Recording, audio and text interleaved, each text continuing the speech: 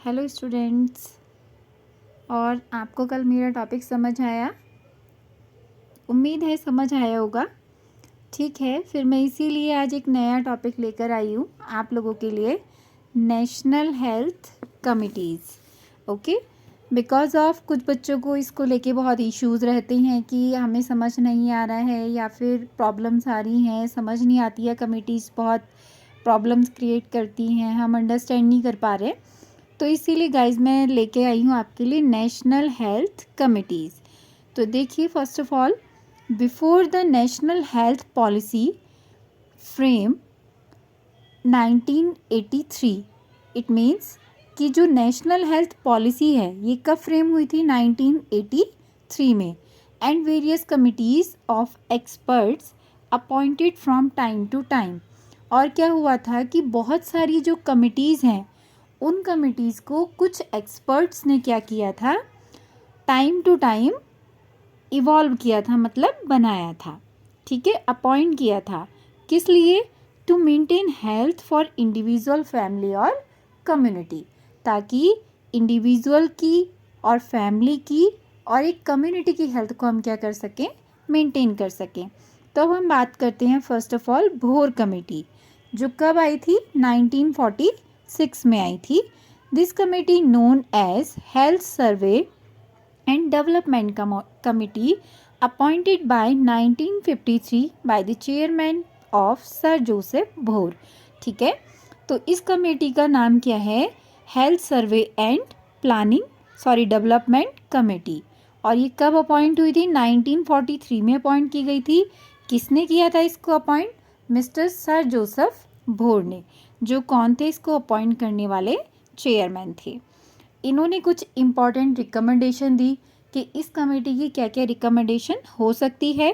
तो इन्होंने first recommendation दी, preventive and curative services need to be integrated at all level. इन्होंने बोला कि प्रिवेंटिव और क्यूरेटिव सर्विसेज होनी चाहिए। कहाँ तक? जिन लोगों को ज़रूरत है उन लोगों के लिए ऐसी सर्विसेज प्रोवाइड करो जो प्रिवेंटिव भी हो और क्योर भी कर सके पर्सन की इलनेस को। और वो कहाँ तक होनी चाहिए? सारे लेवल्स पे होनी चाहिए। It means block level, district level and state level and central level. ठीक है। Then second thing is primary health centre should be develop 2 stages.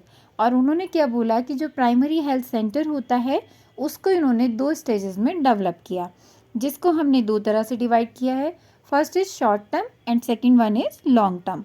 तो शॉर्ट टर्म में इन्होंने क्या बोला कि 1 PHC for a population of 40,000। ठीक है, इन्होंने कहा कि एक PHC जो है वो कितनी पॉपुलेशन को कवर करे? 40,000 पॉपुलेशन।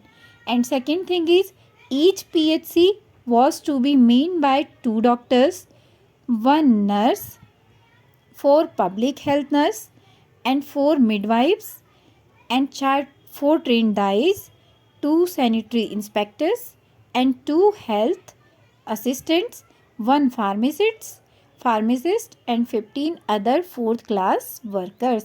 इन्होंने बोला कि एक PHC होनी चाहिए और उस PHC में ये सारा स्टाफ अपॉइंट होना चाहिए, जिसमें क्या क्या होना चाहिए? 2 डॉक्टर हों, 1 नर्स हो, 4 पब्लिक हेल्थ नर्स हो और 4 ही मिडवाइफ्स हो और 4 ही ट्रेन दाई हो और 2 सैनिटरी इंस्पेक्टर्स हो और 2 हेल्थ असिस्टेंट हो और 1 फार्मासिस्ट हो। इसके अलावा 15 ऐसे एम्प्लॉय हो जो 4th क्लास हो, जिसमें स्वीपर, माली, ये सब लोग आते हैं। ठीक है, इसके बाद इन्होंने बोला कि CHC provide support to PHC and coordinate and supervise their functioning. इन्होंने बोला कि जो CHC है, सेकेंडरी हेल्थ सेंटर, वो क्या करे? सपोर्ट करे PHC को और कोऑर्डिनेट करे और साथ ही साथ उसमें कैसा वर्क हो रहा है, क्या फंक्शनिंग हो रही है, उसको सुपरवाइज भी करे। ये तो हमारा क्या था? एक शॉर्ट टर्म गोल था। ठीक है, देन इन्होंने इसके बाद में PHC का एक लॉन्ग टर्म गोल भी दिया, जिसका क्या है? To set up PHC with 75 beds hospitals for each 10,000 to 20,000 population and CHC 650 beds hospitals. ठीक है, and second thing is major changes in medical education includes training.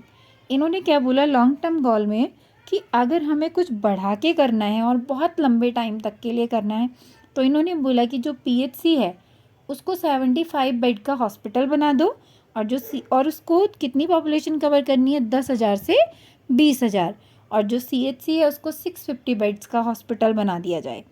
Then second thing इन्होंने क्या बोला, उसके अलावा जो मेजर चेंज आना चाहिए वो किस में आना चाहिए, मेडिकल एजुकेशन में, ताकि जो मेडिकल एजुकेशन में जो स्टाफ है उनकी जो ट्रेनिंग है वो बहुत ही बेहतर हो। तो ये क्या था, भोर कमेटी की कुछ रिकमेंडेशन थी, जिनकी फर्स्ट रिकमेंडेशन थी कि प्रिवेंटिव और क्यूरेटिव सर्विस होनी चाहिए कि यहाँ पर सारे लेवल्स पर। और दूसरा इन्होंने क्या बोला कि पीएचसी जो है उसके 2 गोल बनाए, first is short term goal and second one is long term goal. Short term goal में इन्होंने क्या कहा कि एक पीएचसी 40,000 पॉपुलेशन को कवर करे। फिर दूसरा इन्होंने बोला कि एक पीएचसी में डॉक्टर्स हों, नर्स हो, दाई हो, पब्लिक हेल्थ नर्स हो, मिडवाइफ्स हो, सैनिटरी इंस्पेक्टर्स हो, फार्मासिस्ट हों, ये सारा एम्प्लॉय मिला कर के एक पीएचसी में स्टाफ होना चाहिए।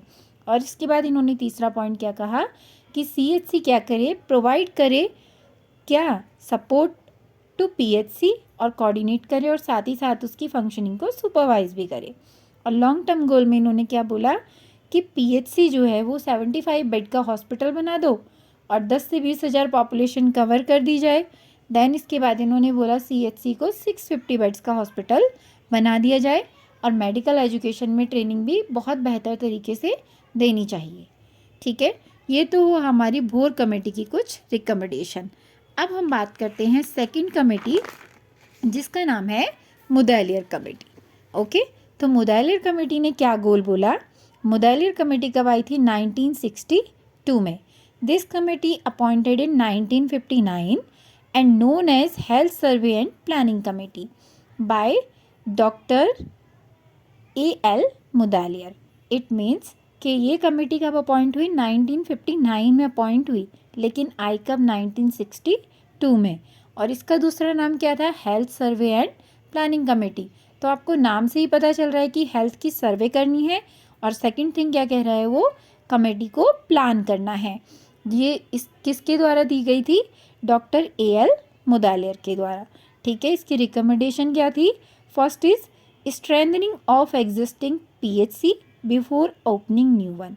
इन्होंने क्या बोला, इन्होंने बोला कि जो हमने इससे पहले किस में पढ़ा था, हमने जो कमेटी पढ़ी थी उसमें हमने क्या पढ़ा था, भोर कमेटी में लॉन्ग टर्म गोल में, कि हमें क्या करना चाहिए, 75 बेड की पीएचसी होनी चाहिए, 650 बेड की सीएचसी होनी चाहिए।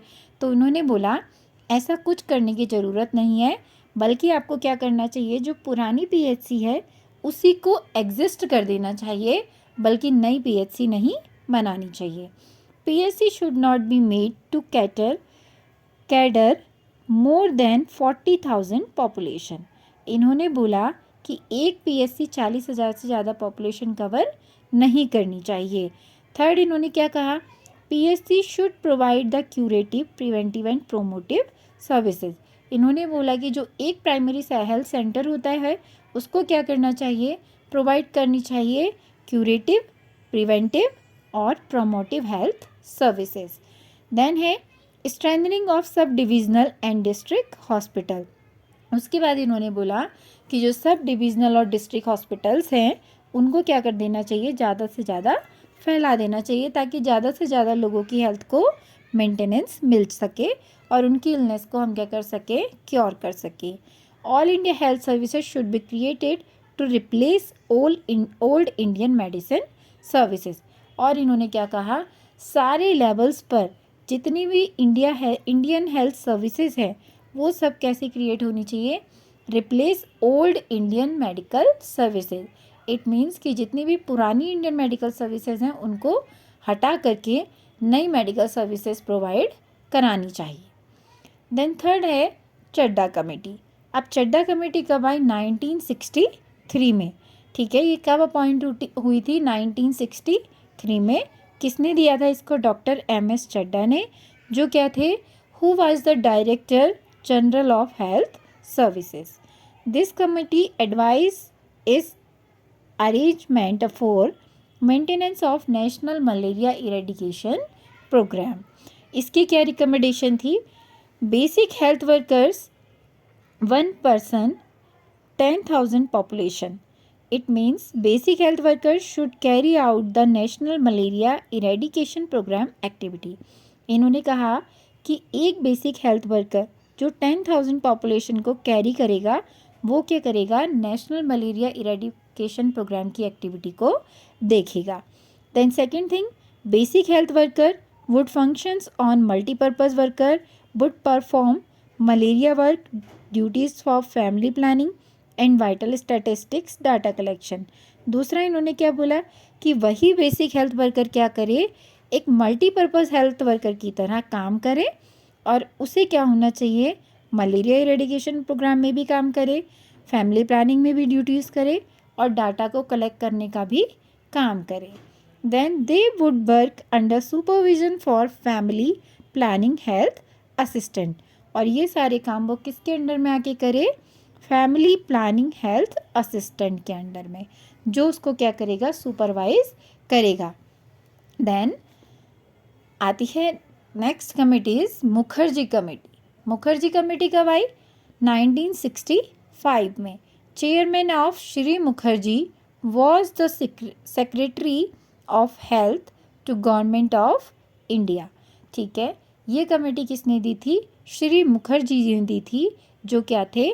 सेक्रेटरी थे किसके? Health to government of India. ठीक है, this committee appoint to review the program of Chadha committee.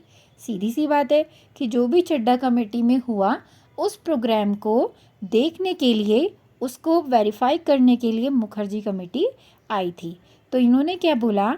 There should be a separate staff for the family planning programme and the family planning assistant were to undertake family planning duties only, and the basic health worker were to be utilized for purpose other than family planning and to separate the malaria activities from family planning.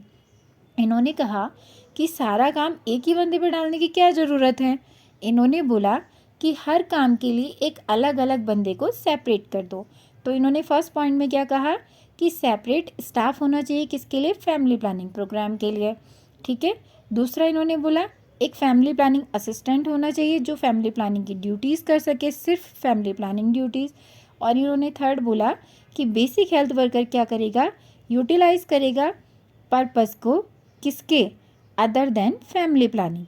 Family planning को छोड़ के वो सारे जो भी जितने काम होंगे उन सबको देखेगा।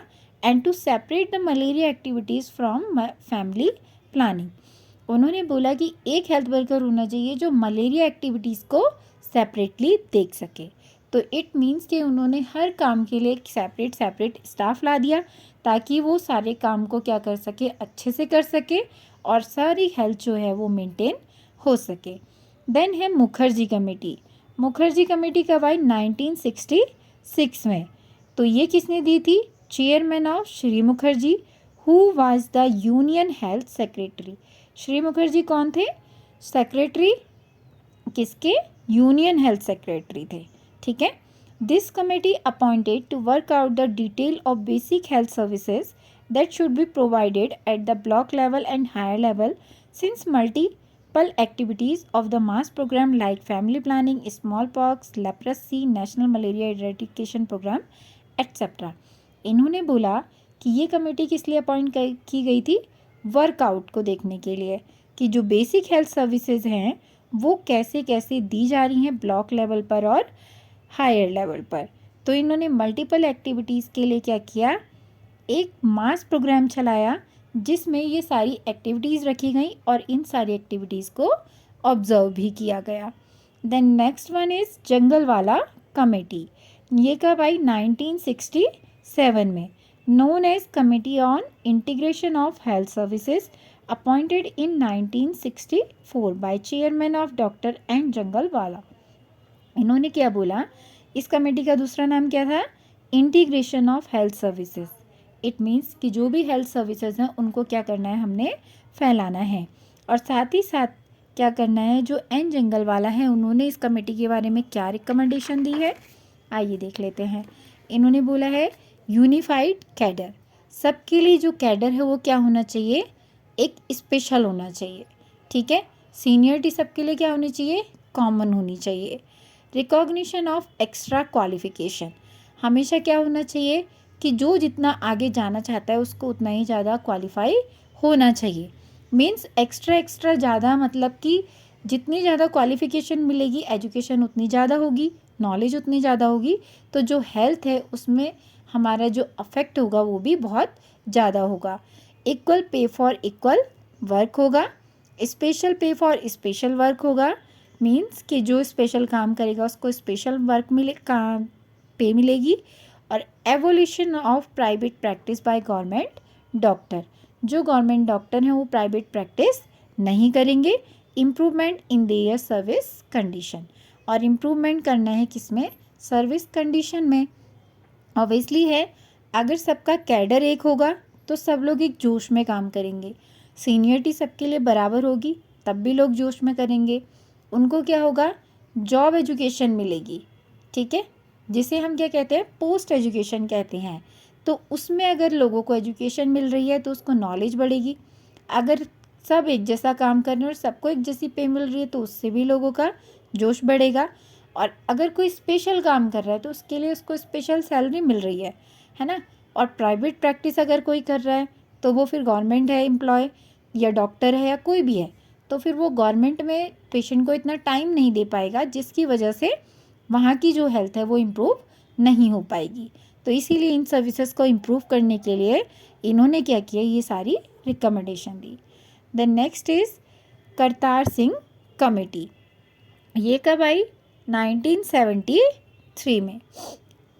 ठीक है, आज के लिए इतना ही रखते हैं, बाकी हम कल कवर करेंगे। Thank you students. मेरा मोटो यही है कि आपको समझ आना चाहिए। अगर आपको कहीं पर इशू लगता है तो आप प्लीज़ मुझे कमेंट में लिखकर बता दीजिए, ठीक है। मैं उसके बाद थोड़ा और बेटर वे में आपको एक्सप्लेन करूँगी।